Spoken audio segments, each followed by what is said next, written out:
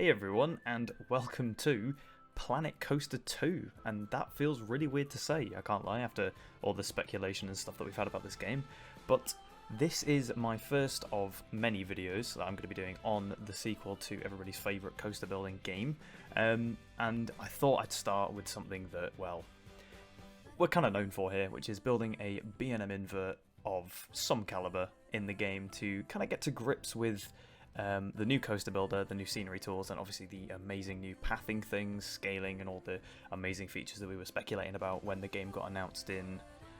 must have been... it was like 5 months ago now? It feels ridiculous to think that this game is already, like, here. After, it just feels like yesterday that we were doing all these speculation videos and stuff on it, but we're finally here. The game is in a pretty decent playable state. There's obviously a few annoyances here and there that will get patched out with future updates, as they've today, as of recording, which is the I think it was the 12th, they've just released an update about a new patch coming to the game, the first of many major updates, which includes like things like offload and onload stations and even new waterslide physics as well, which is really exciting to hear that they're already addressing things like that. But this is a video I wanted to do of a little mini project that I thought I'd do to get to grips with the game, and we of course are building an invert. And what this has made me sort of realise about this game is that they really have improved the coaster builder a lot. Like the actual process of building the rides, very similar to how they were in PC1, but there's just a lot of fine-tuning and things you can do now, and that smoothing tool as well, you'll see towards the end of the time-lapse when we're building the coaster, it keeps the shaping really well, and that really does surprise me. I thought this would just be the exact same coaster builder, smoothing tools and stuff like that, but it would just improve roll, because that's what I thought I saw in like the trailers and things like that. But to be honest, it genuinely works a whole lot better than it used to, and I'm really happy with the way it's been working for this coaster. However, we do have some of the little annoyances that we did without the mods and things, like the loops having that weird track limits exceeded issue, and obviously because the minimum track length currently is 4 meter, building tight elements like this corkscrew here was a little bit annoying, because when you have banking offset on the invert, it makes the piece a little bit too small for the game to handle, so it kind of throws an error at you, so you kind of just got to work your way around it, like this final corner as well. But to be honest, apart from those little issues, I'm very happy with this game, and I know people have been a bit divided on this game in its current state, saying that obviously there's quite a lot of features missing and that it's a bit buggy, and I think the biggest complaint people have been having is about the UI.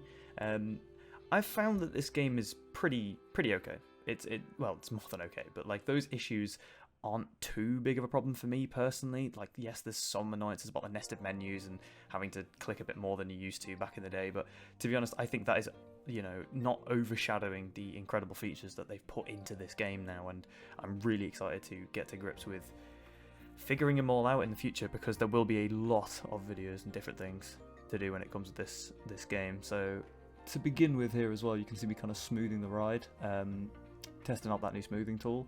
I don't know if the building sort of meta of building elements and stuff is the same anymore, because I've been doing some tests and things with elements, and to be honest, the back and forwards method doesn't seem to be the smoothest one anymore, which is strange given that they added a smooth forwards and backwards feature. But I don't know, it's going to be all about finding that stuff, so I do definitely think I will be making some element tutorials again, so stay tuned for those. They will be coming pretty soon, I reckon.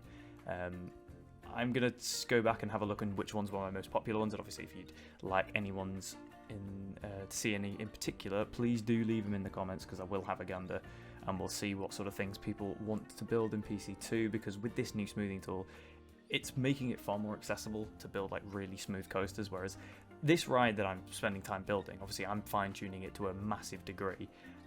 If you sort of built that quickly, it wouldn't take you as long as it would in PC1, and you get a far smoother result than you did even with 1 meter coaster track.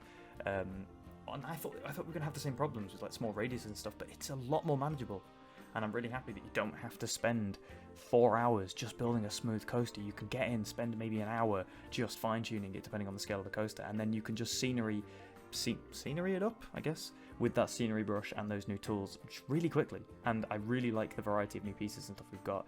So already the building process, I love it. And when we do eventually get mods in, maybe limiting those track pieces and making things a little bit more fine-tuned, it's going to be amazing, and I'm really looking forward to where this game is going to go in the future, because obviously when they add updates and things, they might even add shorter track lengths in vanilla. You don't know if we ask it for enough, because the game's life cycle is only literally just starting. We might even see stuff like that being added by the developers, but who knows? Frontier maybe for their own sake won't go that direction, but we'll have to see.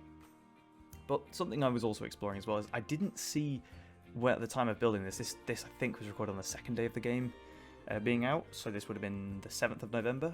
I didn't see very many custom supports in this game yet, because obviously there is no custom supports. Those have been confirmed for the December update. I believe it's coming out on the 3rd. I've noticed that there wasn't very many B&M custom supports, so I thought, why not get in there, use some of those new pieces in the scaling tool, and build some custom connectors and things. And to be honest, it's not perfect. It doesn't look nearly as good as I could get in PC1 with TMTK, but for now it looks pretty good. As my very first coaster in this game, one that I'll be able to look back on and see how much I've changed and how much the game has changed, I think it's a decent idea, and that shows that we can indeed build hyper-realistic stuff if you just know where to look with the pieces. And you'll see towards the end where I'm tarting up the top of the lift hill that you really can add some of those fine-tuned details. So overall, I'm really quite happy with how this is turning out, or how this coaster turned out as I was building it.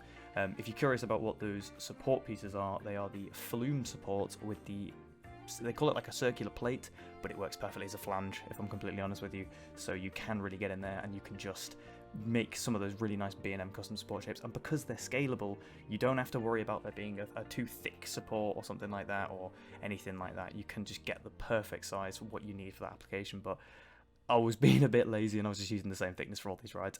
I'll be honest, right there, I was sat looking at how the rain pulls on the spine, because it's so gorgeous. It's the same mechanics from Zoo, and obviously that has now been confirmed that we are going to be able to customly change the weather in Sandbox now, coming in that update as well, which will be amazing for screenshots. And I just really hope that they add snow, because I really want to see snow in this game, because I want to build my old Giga Coaster Aurora in proper snow with really nice lighting and stuff as well, because that would be incredible to see. And obviously it would work really nice with that foliage as well. So fingers crossed, we can hope that they add those things to the game, and they might do, but we just don't know. So I guess I may as well talk about my overall thoughts of some of the not so good bits about this game. For one, it's a little bit finicky with the selection tool at the moment, especially when you're inside a scenery group. I found that for some reason every time you click the mouse, it cancels your selection, which can be very annoying. I didn't realise you could open the selection menu inside a scenery group until about right at the end of the project, where I was figuring out how the hell I'm going to be able to select things, because Shift Select doesn't quite work the way it used to at the moment, but I imagine that will probably get tweaked with a lot of complaints. But that took a little bit to get used to. As well as that, obviously, yeah, I mentioned about the nested menus. There's a few menus like scenery group you have to double back out of twice, and that can be a little bit annoying. They have said that they've made some UI changes and quality of life updates, so they might have tweaked stuff like that. Who knows? But to be honest, a lot of the issues I've got with this game are very minor, and they're very much like getting used to the game, because you need to remember that this is not Planet Coaster 1, and as much as this game looks and plays very similar to it, it's not the same game. So because the UI is a bit more console-based now, it feels different, but it feels different in a good way, I would say. And it took me a little bit to get used to some of those mechanics, and I think the first day of the game when I was just in there trying to build something, because there was a lot of footage you missed. Like, I was sat there trying to figure out how to build a loop for ages until I realised I've got to go back to the old method of having the pitch be at 89 degrees before it crosses over, otherwise the game does not know what it's doing and then it will die. So we kind of have to go back to that until we can get the Your 180 mod or something going back. But I made a loop. It's not perfect, but it is pretty smooth, and I'm happy that the loops still work. As well as here, you can see, just going back to that, the tiny little details, things I'd add with TMTK, you can just do in game now because everything is scalable. So I ended up settling on, I think it was a canopy piece for like the catwalk platform. Obviously, there's no tread texture, but for now it looks pretty decent. Steps, I just use those little plate pieces, and then you end up with a really nice thing. And they've got netting. Netting looks really good. They've added like alpha textures of netting and mesh fences like they did with Nemesis, and it looks really good. And I'm not saying I'm going to do a Nemesis recreation, but billboards are coming to the game soon, so I might, maybe Nemesis might happen again. But watch this space. To be honest though, with projects planned for this game, I haven't really got anything like massive in mind in terms of like massive things. I think I'm gonna do a park this time though, because in PC1 I had no park project. I only had the little let's build series and things like that. I didn't have like one like every YouTuber has one major project. Like Geekism, he had Pinewood Hills, Mass Bandit, obviously they had, and they had, you know, was it Brolandia or whatever? To be honest, I'm not very well versed on a lot of the projects because I haven't been in the scene for like a while. It's been a hot minute since I've actually looked at content, but obviously they had a lot of main projects. Sylv had his massive Quality Reach collab at the start of PC1, and obviously had his own projects too. But I kind of feel like I want to have one major project which I just continuously work on as a consistency, because I think that's what I need with this game. I need a consistent reason to get going. Like I don't think it's going to be a recreation, because a recreation can get really, really bored. Like it can get very easily bored of that because it's so difficult to find references and things. Like I know for a fact that My Curious Mind, a good friend of mine, his Thorpe recreation it took it out of him, and sometimes, and that's why he's, I think, not. I don't know if he's going to do another recreation in PCs. He probably will, but I know he said he was going to move away from that, possibly. I don't know if that's insider information, but you didn't hear that from me. But that's kind of the problem I've got with massive recreation projects. So I'm maybe not thinking of a park recreation. Maybe I'm definitely going to be doing more rides. So I think I'm possibly going to look at a certain other UK major attraction. It's not Hyperia, because I don't want to do a Hyperia recreation. But I have got one in the works, and I may do it in the future when we get more pieces and things, and possibly some new trains. But who knows? I do also want to build a water park. I'm thinking that if I do end up doing a park project, it's definitely going to have a water park in it, because I'm not a massive like water park like enthusiast or anything. I mean, I'm not even really a theme park enthusiast anymore. I just like building roller coasters, and that's about it anymore. But I do really like a water park. I love going to them in real life, and I'm really happy that we've got proper high detailed models now. Like I love RCT3. That's why I always use RCT3 music in my video. I don't think I'm going to use it for this video. I think I'm going to use the PC2 soundtrack because it's really nice. But I loved playing RCT3 as a kid, and I love building water slides, so I think I'm definitely going to do one for PC2. And I think whether or not it'll be in the same park as like a major big project or something, I don't know, but we'll just have to see how this game sort of plays and what sort of updates we get, because I know we're going to get more slides, I know we're going to get more coasters, so a big park project that we can develop as the game goes would be really nice. And obviously the only problem you've got with park projects is if you start them dead early, you then don't have a massive amount of consistency if you get like TMTK or new quality pieces, because that then shows sort of an age progression. But then I guess that also is a good way of showing the progression of the game, is having a big project with different areas that are different qualities, because it shows you how the game has gone from what it was to what it is now. So I think maybe in terms of a park project, I may start the main aspect of it after the December update, where we get load and unload stations, because that is, you know, a major feature that is coming to the game, and I really want to build some like infinities or dive coasters that have got like dual stations and things, so it's gonna look really good. And I haven't even touched the drop tracks or anything yet. I've not even placed that coaster down. Like that's how one track mind I've been with playing this game at the moment. I've been so focused on getting this invert and getting to grips with it that I just thought, instead of me overloading myself with placing down all the features and trying to build something I've never built, why don't I get in, continue where I left off, and then that way it now feels familiar when I start playing the game. Here's something amazing that I want to talk about as well, the path tool. Now, one of the major problems I had with PC1 is how big the paths were. And you can see here my attempt at making a thin path, which it turns out is actually incredibly easy. You just use the edit tool, and what it does is it means you can get really tiny exit paths. Like, I thought in my head, oh, maybe I'll try it and see what happens, and the game just, yeah, it's just quite happy to let you do that. It also took me ages to get a really hard edge for this queue path for some reason. I don't know why it took me so long to figure out how to do it, but we get there at the end. But basically, the edit tool is the best tool, I think, with the pathing at the moment, because even if you can't get like hard edges, you can just edit them into existence, because the game is quite forgiving when it comes to that. Cattle pens are still a little bit annoying, but we get there in the end. But I'm really happy to see that the paths are so like flexible now. And they don't even conform to terrain anymore, so if you want to build a path that is conformed to the terrain, but you dig underneath it, it keeps the shape, which means you can build quite fluid bridges and things without having to worry about smoothing. But you can just do a whole lot with the paths nowadays, and I'm really happy to see that they always kind of flex that feature. Let's be honest, they were like, oh, you need to see these path tools. You know, the plaza problem we had in the last game doesn't exist anymore because you can just put whatever shape you want, merge it, do whatever you want, edit the tool, and the game's like, yeah, man, just place it down. And to be honest, I thought maybe the thin path would mess the pathfinding up.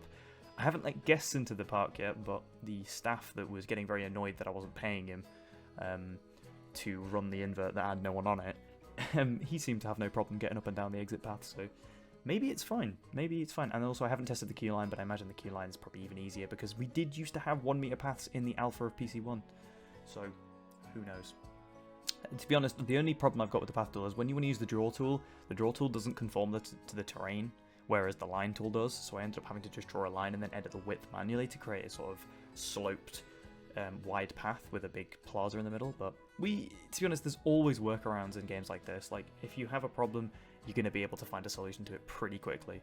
And as well, like, I really like just having nice wide entrances for the exit, like the entrance, so it just like sort of it widens at the path join and then it skinnies back down for the main queue. And I've got some really good ideas about how I'm going to do nice fluid paths and like terrain. Like, it makes terrain paths so easy. Like, even if I'm building, say, like a non-functional park, which, to be honest, I'm not sure I am going to feel a need to do anymore, because if, like, as soon as stations hopefully get fixed, because I'm hoping that this onload and offload station update might cave the way for more customizable stations, small, little, tiny footprint stations that maybe we can adjust the size of, then functional parks just become the norm. Like, I love the idea of having people walking around my park, getting on my rides, chilling around, doing whatever. It makes it feel a lot more dynamic and alive, whereas at the same time, though, I do like just a hyper-realistic little like model railway kind of thing where it's not functional but it looks great, and that's currently what I'm doing because I haven't let people into the park. I know it would function, but I really do wish we could change some things to do with the game, like those massive entrance and exit things. They are still there. Hopefully they can get changed, but it doesn't really matter for the time being because we have workarounds with those paths, and I'm really happy with it, along with the terrain as well. Terrain is pretty much the same, runs a little bit laggier, but the large amount of terrain paints now, amazing, really happy with those, as well as the scenery brush, which has become my single favourite little feature of the game, is the scenery brush, because it is just made trees and vegetation so amazing in this new taiga biome, because the taiga biome is quickly becoming my favourite one, and I've not massively played around with the Mediterranean or anything. I know the Mediterranean one will come in handy. Maybe we'll do a Mediterranean war park, who knows, that could be a possible future little thing that we do, maybe. But the biomes in this game are gorgeous, you know, they are absolutely stunning, and I'm glad that they've given us more vegetation for them. I know a lot of it's from Zoo, which I'm really happy about, because Zoo's foliage was gorgeous, and I know for a fact they probably just yoinked the models. Perfectly fine with that, that's amazing. The Tiger biome especially, like the Alpine one in PC1, which I think this is very similar to, you barely had any foliage. You had 2 different types of trees, 1 bush, and a couple of rocks, whereas in this you get like 17 different types of trees, loads of foliage that's all really hyper detailed and modelled, and then you just end up with some absolutely stunning looking visuals, and the mountains in the background are absolutely gorgeous, and I can't wait to make some more vistas and things with that, but I will be experimenting with the other things as well. But we'll have to see what happens with this game as well. They might even add new biomes. Like, I've seen a coastline biome in the campaign, so please give us the campaign coastline biome as a sandbox one. That would be incredible. Oh, the amount of coastline things I'm going to build will be insane. But I'm really excited for this game, to be honest. This the future of this game is looking very, very bright, with already the fact that, like, I know you could argue that some of these features that they're adding back should have been in the original release, and it feels like the game's a bit rushed. Maybe it is, but I'm just happy that they're that vocal about how they are going to add these features, and that they're not ashamed to admit that they didn't have them. As well as, like, the water slide things, the fact that they've got, like, janky animations at the moment, but they're already looking at physics. I bet you when they release this update, these physics are going to be stunning. I bet they're going to look exactly like RCT3, and RCT3's physics aren't perfect, they're a bit janky, but they're really good compared to, well, the current animations that we've got. So I'm just hoping that when they release that they live up to the hype that I think everybody's put on those new flume physics. Maybe the raft slides will eventually get something a bit better, but I can't see them changing anytime soon. But who knows? Genuinely, who does know? Anyways, so the other thing I wanted to mention as well is, like, you can see here the hyper detail realism. There are some funny bugs, like the generator and lift hill spine for the invert doesn't line up with the track. That's really funny. The catwalks, some of the textures are a bit buggered. The UV maps are weird, but for the most part, a lot of it's fairly normal. They fixed some of the issues with the invert trains, like one of the restraints on the front row being higher than the others. There are some funny frontier moments, like the staggered hyper trains. Only one side of the train has mag brakes, fins, which is quite hilarious. The Rage or the Giga trains still drift around corners, as does the tilt coaster. The tilt coaster also falls off, which is hilarious, the irony of it being a tilt coaster. And there's a couple of other glitches, but I could see them being patched out or maybe modded and fixed or something if we ever get the chance to get in those MS2 models again, like what I was doing towards the end of PC1. If we're able to do that, maybe, but who knows. For now, though, I'm quite happy with the game, and I think it looks stunning. They've really upped the visuals, and that ray tracing is utterly gorgeous. Even the dark rooms, like, I haven't had the chance to fully experience the dark rooms yet. Like, when I put the roof on the station, which, to be honest, I'm really quite proud of that station. It's sort of stylized to be a bit more like the one we built for Summit, that Infinity right at the end of PC1. It's similar-ish in style for it, but it's far more detailed, and it didn't take me long at all. It genuinely didn't take me long, and it looks great. I'm really happy with it, as are these stone wall pieces. If you're not using, I think it's Viking stone wall decoration, use it. Best wall in the game, by far. Really versatile, looks incredible, actually 3D modeled rocks, and that is just, like, a fantastic thing to have. Like, I think we were going to try and make TMTK pieces that looked a bit similar to that, but we never ended up doing it because the models didn't quite work, the lighting was weird. But they nailed it in PC2, and I'm really happy that we've got this level of quality day one as well. Like, we've got a load of TMTK-like pieces in day one, so it makes me happy to sort of play until we get some more patches and DLC and stuff. It doesn't feel like these pieces are too themed either, like they feel nice and generic, so like the mythology fences and stuff. Like, I end up using a mythology fence for the station fence, which you'd think, oh, that looks a bit like Dragon Khan-esque, but to be honest, the integration of it just looks like a really stylized metal fence, and I don't even think it's metal. Actually, I think it is metal, but I don't know. But it looks really nice when it's put together and coloured. So the overall presentation of this coaster, I'm like really happy with. It's nice and terrainy. I'm really trying to move away from those flat parks. Like, as nice as a coaster like Anubis was when I built it in 2021, it was flat. It was just flat as a sheet of paper, and it just looked dull. Whereas things like Mirage, because Mirage was built on weird terrain, looks great, or like Cryosphere or Aurora, because they were built on weird terrain. They just give the ride so much more personality and so much more better vistas, which is why every time I build a coaster now, I always roughen the terrain before I start, so that way I've got some level of unique height map stuff. It makes the coaster feel really unique, and it means that you have to sort of be creative with how you shape your elements and how you build your pathways and things. I know you can build flat coasters, like obviously you can build car park coasters, but I'm moving away from car park coasters now. I want terrain, I want fun in my life, I want proper height variation and things, and sloping paths with big reveals just looks way better. It's just true. They just look way, way better. So a lot of the other projects that I never did finish, like, I'll be honest, you probably did see that community post about that Mac Hypercoaster that I teased. That unfortunately didn't get finished because I was originally working on a video with Misty's, a fellow, well, you'll know Misty's very well because he's another absolute nerd for building coasters, don't mind my keys there. And we were working on a video together with that, and we never had the time. We just both have busy schedules now, so it makes it a bit hard to make content that's really hyper-focused on it.